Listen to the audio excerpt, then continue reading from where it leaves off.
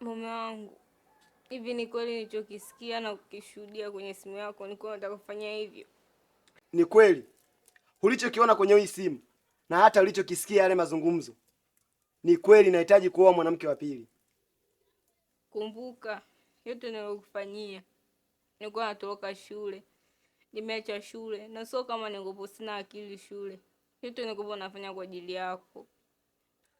Kuacha shule ni uzembe wako. Natambua mimi kukuoa wewe. Haya ni makubaliano. Nilikuoa wewe kwa makubaliano baina yangu mimi na wazazi wako. Kwa sababu kipindi kile kwa wakati ule nilikuwa sina jinsi, kisheria wazazi wako walikuwa wamenizidi. Ikiwa wewe umeacha shule kwa ajili yangu, ikanibidi nikuoe. Lakini mimi sina mapenzi ya dhati na wewe. Na wewe unalitambua kabisa. Hivyo basi, nimempata mwanamke naompenda kwa dhati kutoka moyoni. Na ndio maana nahitaji nimuoe nimweke humu ndani. Usifanye hivyo mume wangu. Nakupenda. Unanipenda? Hivi unafikiri mimi nakupenda wewe? Hapana, si kweli. Mimi nilikuwa nataka tu nitimize haja zangu kwa wakati ule.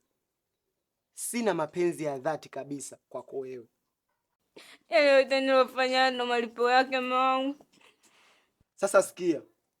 Utake usitake, mke mwenza nitamleta humu ndani. Na hakuna mtu yeyote atakayenipinga kwenye hili. Kuacha shule ni ujinga wako. Na ninachotaka kukwambia, muda si mrefu mke mwenzako atafika hapa nyumbani. Na akifika hapa nyumbani, hamna sehemu nyingine ya kufikia zaidi ya humu ndani kwenye hichi chumba. Sihitaji afanye kazi yoyote ndani ya wiki moja. Kupika juu yako, kuosha vyombo juu yako, kunitengea maji ya kuoga juu yako, kila kitu humu ndani juu yako, hata kufanya usafi. Iweke akilini hiyo. Halafu wewe unasema ulikuwa ukitoka shule kwa ajili yangu na umeacha shule kwa ajili yangu. Kumbe hata nyumbani unatoroka wewe. Kwa Mungu nifanyia hivi. Nifanyia hivyo basi. Bora ningesoma. Bibi shikamo. Marahaba mchukuu, jambo? Mimi si jambo. Unaona unasaga karanga hapa. Mimi nipo mchukuu wangu nasaga karanga hizi. Nipikie mboga rafiki yangu. Si unajua tena? Sawa. Sasa bibi, mimi nimekuja hapa na shida moja. Shida nini?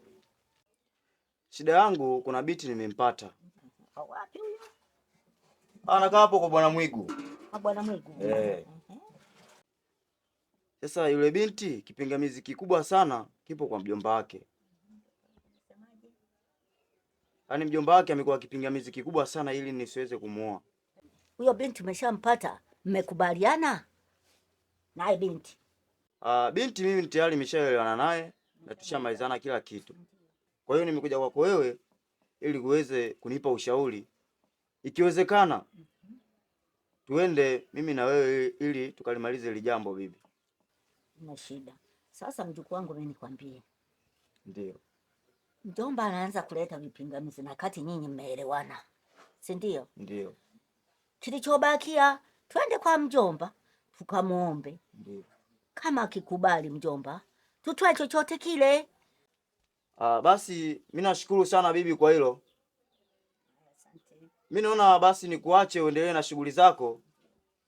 Nikipata muda na nikipanga siku nitakuja kukuambia ili tukalimalize hili jambo. Hamna shida, mimi nipo hapa nasaga karanga. Kama unavyonijua mjukuu wangu umepotea siku nyingi. Leo ngoja nikutengenezee mboga ya karanga rafiki yangu. Unaonaje? Jambo jema sana bibi. Ngoja nikutengenezee mboga leo ule mjukuu wangu mboga ya karanga. Basi hamna shida bibi. Mimi ngoja nikuache. Haya, asante mjukuu wangu. Nashukuru sana. Haya, mkono wa baraka. Tembea na bwana. Asante sana. Asante bibi.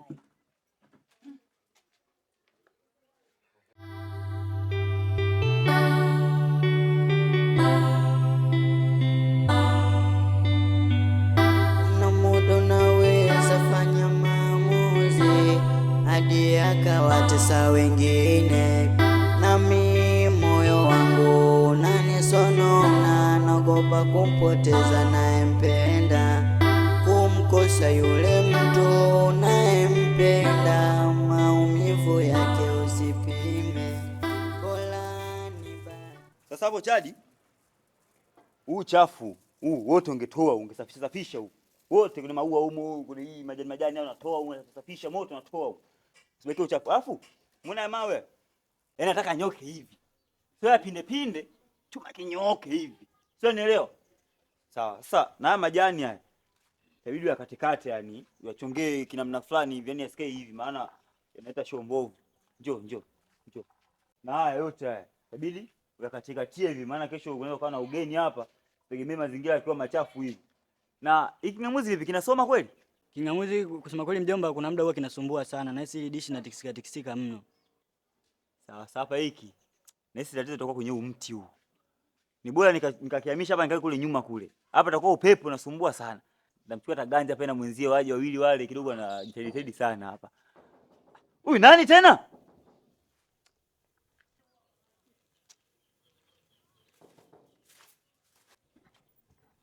Mr. Sadat. Naam. Umefika muda muafaka. Umetoka huko ndugu yangu wazima? Uko salama kabisa.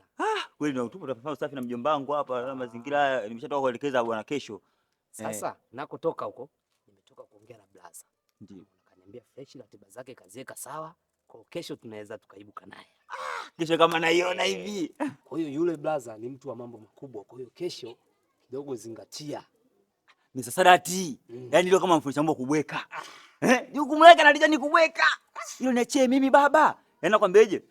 Yaani ingewezekana hapa sio ningechapa VC pote yani hapa mpaka wanje ukasikia hisi. Mpaka wanje huko. Unanichezea mimi? Wewe. Nikutoe tu wasiwasi. Mke unapata na hivyo nimemfungia ndani mtoto aive. Mtoto aive. Sasa ili jambo kama likienda fresh, ndio hata ofisini litakuwa na manufaa kidogo kwa upande wangu. Kwanza mimi nachoshukuru kitu kimoja. Hata ile miradi yangu. Mambo yangu sana kukaa sawa. Liukoli na yaani hapo ndo paneli liukoli panuka. Yaani ni habari kubwa. Mimi uji wangu ndio ulikuwa huo tu. Kwa kukupa taarifa. Sawa, studio wetu kesho huko pale. Hatuta papasa chochote. Tiba yetu ipo pale. Kwamba kesho tunadondoka hapa. Mr. Sadati. Kwanza nashukuru kwa kufika hapa. Maana nilikuwa na wasiwasi. Atakuja kweli? Atakuja kweli? Nashukuru gani kama umeshuja umefika hapa sasa na uhakika. Kesho ndio tupo hapa. Hiyo imeisha Mr. Sadati. Hiyo imeisha kabisa. Yaani kuhakikishia kwamba hapa achomoki mtu. Mimi ndo ninepanga kwamba huyu mbuzi nimfunge kamba yenye urefu gani afike kwenye majani. Nimfunge kwenye majani au nimfunge kwenye mbudu kavu. Hilo langu. Ndugu yangu. Wewe tukaenda kidogo kupumzika kidogo. Wewe, fagia unakatakata mpaka huku unatoa haya majani yote mkiita.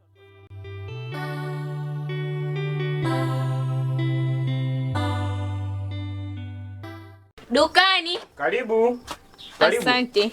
Nyanya shingapi? Nyanya bwana zimepanda bei. Hapa moja shilingi 100 kwa sababu soko lenyewe nadhani unaelewa, afu huku moja shilingi 200. Sawa. Naomba nyanya za kachumbari za 600, vitunguu vya 200 na limao. Na limao.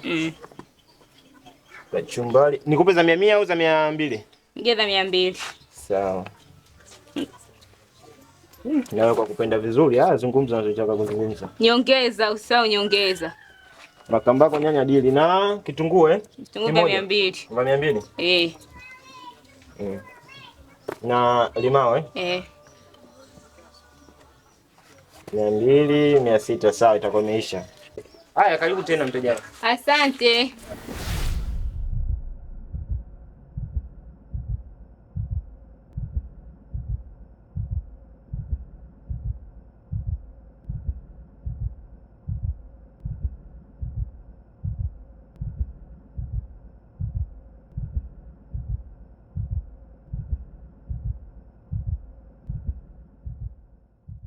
Samahani dada, hivi unaitwa nani? Mimi naitwa Hawa. Sijui mwenzangu unaitwa nani? Naitwa Zuu. Kama tushai kuonana hivi? Kiukweli sina kumbukumbu hizo kama nishai kuonana na wewe. Labda unaweza ukanikumbusha kama kuna sehemu tushai kuonana. Basi haina shida. Vipi, tunaweza tukafahamiana? Haina shida. Lakini kwa sasa hivi muda hauruhusu. Nadhani siku nyingine tutaonana. Basi haina shida, ngoja na mimi nipate huduma hapa dukani. Haya, sawa. Karibu dada.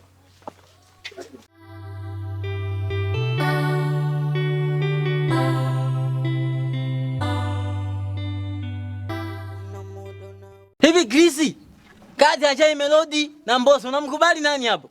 Mimi namkubali Mbosso. Mbosso anaweza, Mbosso fundi, katoa ngoma yake ya darasa 7 ina trend mtandaoni huko. Mimi namkubali Mbosso kushinda hata Jay Melody. Ndugu yangu unamfananisha Jay Melody na Mbosso? Jay Melody anatembea katika melody zile ambazo nzuri kabisa. Kuna moja akapiga ile, unapenda za bam bam pa. Ndugu yangu akaja akapiga na kingine sasa hapo. Tia la usiongeonge. Akaja tena akaua na kingine hapo hapo katikati akatumbukiza na kingine. Alizaliwa na mama yako. Ndugu yangu pale alinigosha kabisa wewe. Unaveli kabisa. Ndio bwana ngosha unanifurahisha ujue. Sasa uje Melody, Mario, Diamond. Uje Jay Melody ndugu yangu. Bwana Chris. Oh, fresh kama kaa. Kama bwana ngosha.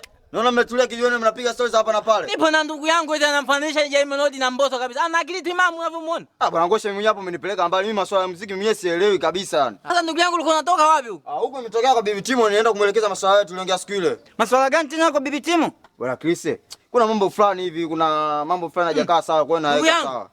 Huyu bwana usimwambie siri zako. Ajui kabisa kutunda hiki maana hiki. Kama nilichokuwa nacho unakiona vizuri. Hiki unakiona? Ndio. Ajui kutunda siri unavyomuona hapa. Utakuta hapo mtaani watu kibao wameshayapata mambo yako. Yaani kama hizo siri zako unazozifuatilia. Usimwambie huyu jamaa. Bwana ngosha mambo asiwe mengi, mimi ngoja nipite hivi niendelee na safari yangu. Basi tunao shida ndugu yangu. Haina noma. Bwana Chris kabisa. Ngoja niwaache bwana. Poa mwana. Poa. Afu ngosha usongee hivyo. Mimi mbona na mambo yako mengi sijatoa. Hadi una mambo yako sinyambie. Ndugu yangu shida wewe hauna siri. Yaani kikolomelo kabisa huna. Mambo ya watu huwezi kuyatunza.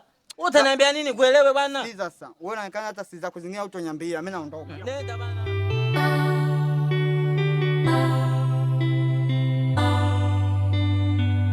Kuna muda unaweza fanya maamuzi hadi akawatesa wengine, nami moyo wangu unanisonona.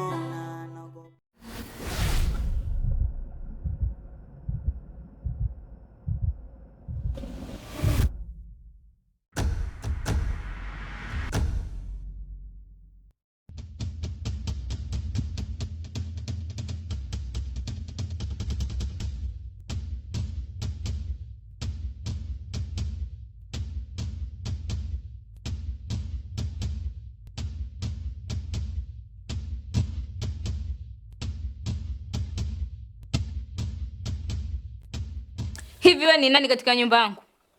Mume wako hajakwambia kama mimi nani katika hii nyumba? Mimi ndo mke mwenzio sasa. Oh. Kumbe mimi na mume wangu hatuelewani, ugomvi kila siku. Tunataka kuachana na mume wangu kwa sababu yako wewe. Asa leo hapa atoki mtu kama kwa Mkapa tu. Huyo mume wako mimi sijamfuata. Kanifuata mwenyewe. Dada njoo taratibu. Wasa wanajifanya juu kumhudumia mwanaume. Sisi wazuri zaidi yako hata tujue kumhudumia mwanaume lakini sio wewe. Hapo kwanza nicheke. Na mwaka huu utacheka sana. Na hapo bado. Wewe, kaeza nini? Mume wangu, naona umetimiza lengo lako, si ndio? Wewe mwanamke, kuwa na heshima, kuwa na adabu. Nilishakwambia toka mwanzo kuwa nitamleta mke wa pili humu ndani. Na hivyo basi, huyu ndio mwanamke mwenyewe. Wewe mwanamke, nakuhakikishia hautotoboa humu ndani. Nakupa wiki 2 utaondoka. Wewe, ratiba zangu zipo pale pale. Kuanzia hivi sasa, huyu hatofanya kazi yoyote. Wewe, mpe sufuria wewe. Naomba ujishikilie. Kuna muda unaweza fikia maamuzi yakaharibika. Maamuzi maamuzi